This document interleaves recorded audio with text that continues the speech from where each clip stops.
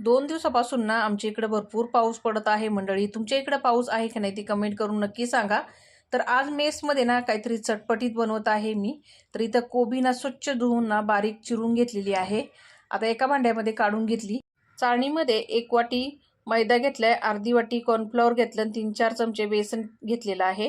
आणि त्यामध्ये कोबी चिरलेला टाकून घेतला, अद्रक लसूणची पेस्ट, मिरचीची पेस्ट टाकलेली आहे आणि त्याला चोळून घेतली. पाणी सुटल्यानंतर आहे ना त्यामध्ये बीटाचा रस टाकलेला आहे मी आणि चांगलं व्यवस्थित मळून घेतलं. आता इथं पाणी न वापरता मी पीठ मळलेलं आहे, कारण की कोबीला चांगलं पाणी सुटलं होतं.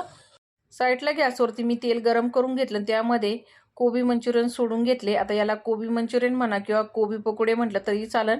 तर क्रिस्पी कुरकुरीत होईपर्यंत तेलामध्ये फ्राय करून घेतले.